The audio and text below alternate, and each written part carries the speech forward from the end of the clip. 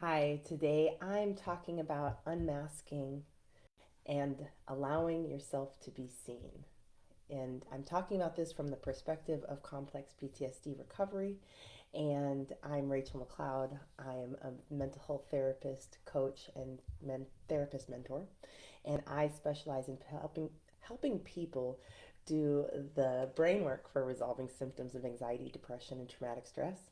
And the brain has a really beautiful process for this, and it's really powerful, works really quickly, and is way better than just trying to will yourself through symptoms, white knuckling things, willpower. I want to say that because that's what we call that. And it's not artificial. When your brain can do the work that it needs to do, it creates this for you. So it feels automatic, real, lasting, and it's deep. And it helps you become who you are because that's your brain's job. And so we really want to help your brain do that. So that's the perspective I'm coming at this talk with. And what we're going to talk about is why we got in this situation in the first place, and how to resolve this. And I'm going to talk about my process for resolving this, and because I like this to be safe, and the safer it is, the easier it is for your brain to do the work. And so that's why I'm going to talk about it from this perspective. There are many of them, and I don't like it when and this is why. So I'm just going to jump right in. Okay. Um, a lot of the reasons why we got into a place where we're masking and we are not allowing ourselves to be seen is usually because we did not have early experiences of being seen in a safe way. So we were either abused, especially when we were being ourselves, and a lot of times we were neglected, which means we had to be focused in both scenarios. We had to be focused on surviving and whatever that took to survive, to get our survival needs met. And that meant things like the needs that we had ended up. I'm going to put this up here because I'm going to look at it a lot.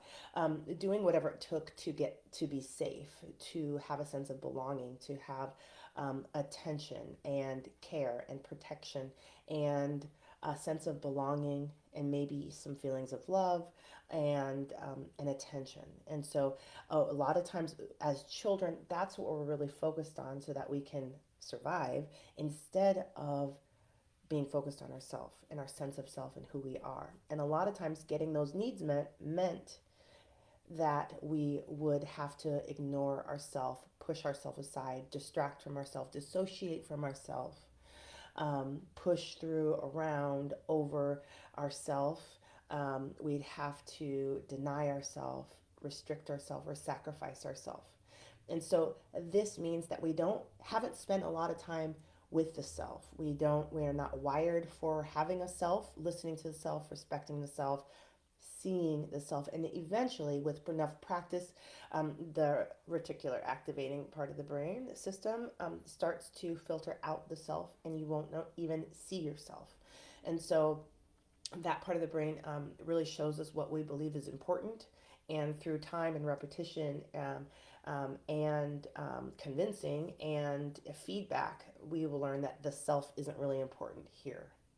And so when that happens, we really aren't wired to see the self, right? And this seems strange, and how could that even be? But it shows up a lot with people: fight, flight, freeze, faint, or fawn, right? We're doing all these behaviors that really don't have to do with ourself. It has to do with protecting ourselves. Fawning, trying to people please. We're trying to make sure everyone feels good. That has nothing to do with the self. And that's one of those times when people can really recognize, like, I don't even want to do this. Why am I keep doing this? Well, it's because you're not wired in for the self and including the self and listening to the self and involving the self, right? And so that process has not happened yet.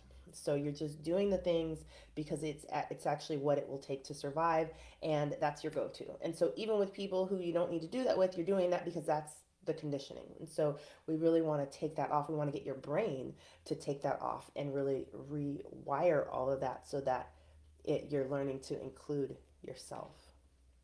And so this is why I like the process that I have for this, because it doesn't involve willpower and pushing through and ignoring yourself, because that's the same reason how we got here. It does not create health and wellness. I actually want my clients and myself and all of us dealing with this to include the self and um, to keep pace with the self. We don't want to run ahead and leave the self behind. Better catch up, right? We don't want to do any of that separating aggressive, abusive, neglectful behavior and expect to get the results of health. That's not how it works. That's not how it works. And so we really want to really we want to do the brain work for this, and we really want to meet ourself exactly where it is, and so where we are and where it is. um, this is something I start instantly. Actually, with therapy, it's I start this in the third session. I prep people for this instantly. I am going to ask people 1,000 times if they let me, but every session I start with, what are you observing about yourself? This frustrates people who do not have a connection with their self, because I'm asking them to do something their self is not wired to do. And so I teach them here that frustration is good. The brain's reporting of what doesn't work, right?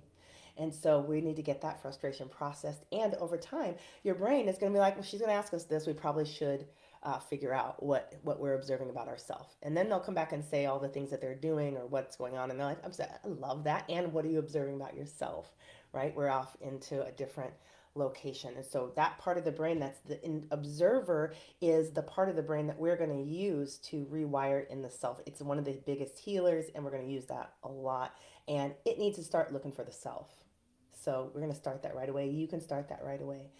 Um, but what happens? Okay, so because when we're so um, concerned about our safety needs, our sense of safety, belonging, connection, attention, love, belonging, security, those things are so important that while those are running, we are not going to do anything for the self. So the very first thing we're doing is we need to work through that. We need to start wiring in safety and love and attention, and really have some really good ways of doing this. The brain's designed to do this for itself. When we're children, it's really important that our caregivers do that, because they are part of our nervous system, and they're helping us wire that in. But after we become adults, they can't do that anymore, and the amount of work you need after neglect and complex PTSD really is something we will want your brain to do for you. Everybody can help if they're willing and consenting, but we really need to walk your brain through its process for doing this itself. Um, which is really disappointing. Can I just say that? It's really frustrating and disappointing that here there was all this work that wasn't done in your childhood that should have been done, and now, hi, you have to do it. And I want you to know you get to have feelings about that, and that they actually belong right here, and it's part of the self is giving this report. I'm mad and I'm hurt and I'm disappointed and I'm I feel let down and betrayed, and that's accurate. Now, was it intentional and all the things, right? We don't need to get into that, but the truth from your perspective is that is accurate, and that gets to be here because that's where yourself is at now. We don't need to deny that truth or suppress it, push it away. We actually need to take that truth and get it through your brain's process for healing, right? I talk about this in every video, that the all of that stuff runs through your nervous system, up the brain stem, past the survival system, and up to the top of the brain, and it has to get past the survival system, and because it registers in the brain as pain, and that's a threat to our survival or our connection with our tribe, right? We have to deny these things so that we don't feel disappointed with anybody and they don't reject us, right? But really, our survival system needs to let that through. And so, my work, what I teach people how to do is talk to that part of the brain to get it, influence it to allow this painful stuff to the top of the brain. They love this stuff and they convert it into health and wellness. They take the pain, they desensitize that, they turn it into other things like growth and motivation and inspiration and insight. They translate it into beautiful things that we need. They don't care that it's awful and painful. They love that stuff. They're like, this is data. We're learning so much about the world. And oh my gosh, look, did you see this information? We have this wired wrong. We need to go in there and rewire that. And that's how we rewire our brain, is by this communication loop completing. And because of this pain, the painful things we're talking about or we're feeling, um, really the survival system rejects it, and so it doesn't actually make it to the destination it's supposed to make it to. That mind body communication loop is broken, and we're not healing. And so we're really just making that loop complete with what is actually here, what is coming from the self, all the feelings, all the experiences, all the beliefs of the actual self, not the one we want it to be, not the one we wish it would be, but the actual self. And so when that phase of the work is done, people feel so much more courage, hope, internal integrity. Um, they feel so much more healed and well, and they've had experiences where people are bumping their wounds and they're not going in pain. They're actually feeling grounded. They're actually doing some new healthy things. They say to me, "Oh my gosh, I did this, and I didn't even know I could do that. I had only hoped I would do that, and now I'm doing it. And I don't know how this is happening. This is strange." That's what they say to me. And I'm like, no, this is your brain's organizing now that the loop is completing. It's just automatic. And so once that happens, people begin to be curious. They begin to feel capable, and they feel like they can handle more risk. And what happens is we just turn into little explorers. And especially if we're attending to the inner world, we're starting to explore that. And we're actually starting to see what's really in there. We're starting to really see ourselves, and we're taking the risk of seeing ourselves. Now, this is a whole thing, because when we do something new, it our nervous system's not wired for that, and it feels weird, and it feels like and we're going against subconscious programming, like we're going against our training to not look at the self. um, and so we're going against that programming, so it's just weird, like the nervous system's just like right. So the first thing that we're doing is we're talking to the survival system and saying we're safe. We're safe. We're not saying the words we're safe. You can. That part of the brain really doesn't care. It's not a word center. It's not a logic or reasoning center. It's listening to the body to interpret safety or not. And so we're using specific interventions that we've already tested. We've already gotten great results with that. We know your nervous system your survival system responds to this, and lets us influence it into processing mode instead of survival mode, fight, flight, freeze, faint, or fawn, right? And reject and breaking the communication loop. We want to allow and support the communication loop. And so now, so we want to get all that weird, icky, feeling. We want to get that process. That's somatic distress, all that, the ick. That's somatic distress in your body. We want to get that processed. It's part of the material we're looking for. And during this time, we can feel more irritable, right? There's distress moving through our nervous system, so we're processing that. When we so let me say that with allowing yourself to be seen, we do this in there's three steps to this, and the one is allowing yourself to be seen by yourself. And this one, we've begun this process already. We wouldn't have gotten here if you had not had dipped your toe into this process, and it's working, right? And that's why you're feeling more courageous by this point and more confident, and you're like, my brain and I will rock this. Come at me, self. And so, but we still want to take it in small doses, because what we're asking your nervous system to do, it has not done a lot of before. So we're actually building the circuitry, we're building the actual physical neurology for seeing yourself and seeing new aspects of yourself. And then just because you see this aspect of yourself does not mean, and your brain has wired for that now, it's now comfortable, does not mean that you see this aspect of yourself and you're going to be comfortable. No, we got to build for that too, and here and here. And as we keep building in the network and the neurology for you seeing yourself, you start to get more and more and more comfortable with it. And then your brain builds a subconscious program for seeing the self. And it starts to use it, and then it works pretty well. And then you'll run into parts of yourself that you're like, I need more help with this, right? And then your brain will need to work on that, and then you'll get comfortable with yourself. Once you're comfortable with yourself, you start exploring these parts of yourself. You start accepting these parts of yourself. Um, you start analyzing them, interpreting them.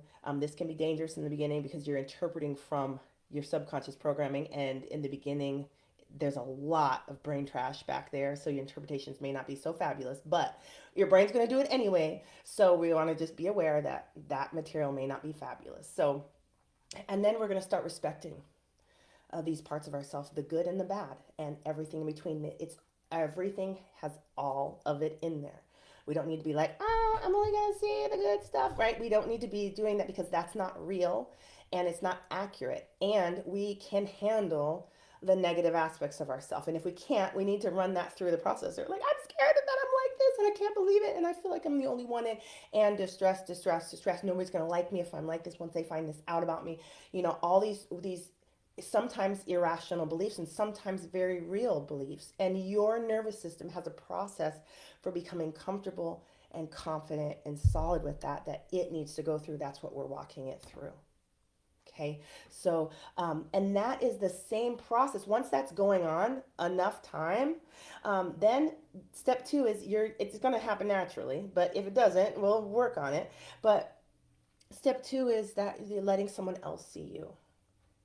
And a lot of times, once we're comfortable with something enough, we didn't want to show it to people, right? And this is a big risk because the most powerful thing that we'll experience with our nervous system here in relation to other people is being seen as we actually are in that moment, good, bad, or ugly, and held in a positive, safe, loving regard, right? We're taking the risk of showing it to somebody who's going to reject and be negative, right? And we have to internally feel safe enough to do that. And if we're processing, it's going to happen. Your system is going to do that, and you will take risks showing yourself more and more and more and more and more and more. Then as that happens more and you find that's how you're finding people who can actually see you and observe you with positive regards, you actually do the thing, but you got to feel safe enough to do the thing. So don't rush out there and do the thing because you might not feel safe doing the thing. And if you're not safe and you're not ready and you do it, you could re-traumatize yourself, and we're taking 10 steps back, which is fine. The top part of the brain loves traumas. The rest of us does not. Okay, so if we can minimize this, that would be lovely.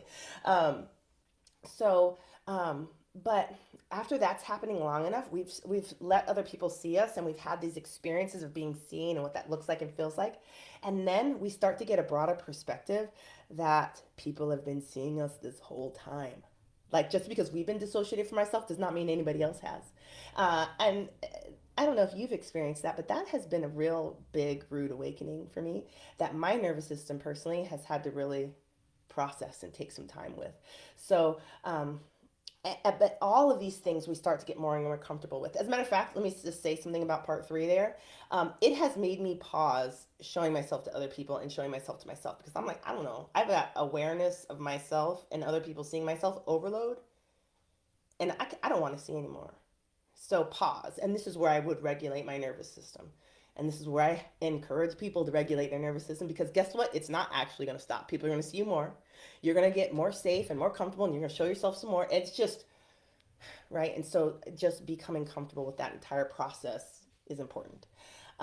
So that is part three of this. And so all of these steps as they come, we want to keep them small, but they brains are constantly growing, and if brains can do one thing, then it start and masters it gets bored with one thing and wants to do two things, and then it gets bored of that, it's like, oh god, this, look at me, and then it wants to do three things, right? And now it's like, oh yeah, look at me, and it does three things, it gets hit, and it's like, oh, it's not safe to do two things, it goes back to two things, right? And then it's like, oh, but I want to do that third thing, and then it reviews that time where you did it. It's like, I think I can do it. I think why don't we just build this and this and that, and we'll try it, and we'll do three things, and oh my gosh, we're doing three things, and look at me, the brain, this is what I think is happening in the brain. So the brain gets bored of this and wants more. That's a natural brain function. And so pretty soon you're holding 18, you're doing 18 things at the same time.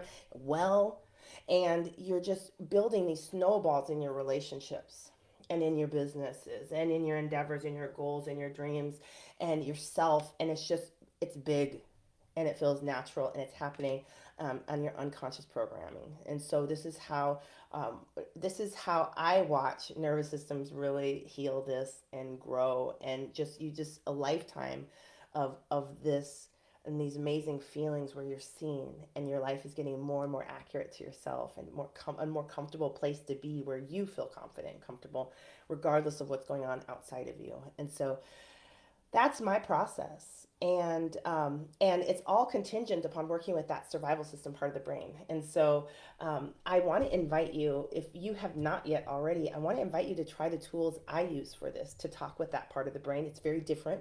That part is a very different part of the brain. And I teach 3 of these strategies for free in my program called Interventions for Inner World Transformation. This is the same program I walk all of my clients through. This is the same videos I give my clients in the beginning of our work together. These are the ones I want them to try them out, experiment, tell me what they think. I'm going to try them with them. I'm going to watch their brain function. I'm going to see which ones are working. I give a video training of how to evaluate the intervention, because the brain, once the loop is open, once we get that survival system to open the loop, you'll start to see some measurable things happening. And so I point that out in that video so you can see if it's working or not. And if it's not, throw the intervention out, try another one and see what it does. But I'll tell you that those ones work with the majority of my clients. At, like, seriously, 99% of them. There's only been one person, two maybe I can think of, that have needed a different tool, like way in my back of my, the back of my tool closet, that I've had to go out and find the tool for.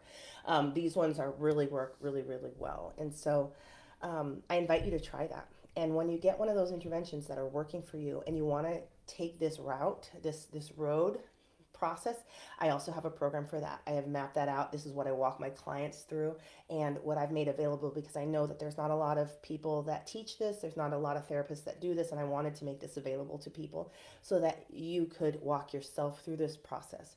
Also, you could use this in conjunction with your therapy, or by yourself. And so I wanted to make that available. That's called Inner World Transformation. That's available on my website. The free courses, I added the link here in the descriptions. You can jump right in the program from here. And if you want me to personally walk you through this, I'm available for that too. You can look on my website and see what's going on there. If that's the right choice for you, reach out to me. Okay, so wonderful connecting to you. I do have to run off. I see that there's a question, but I'll answer that in the notes later. Take care. Bye.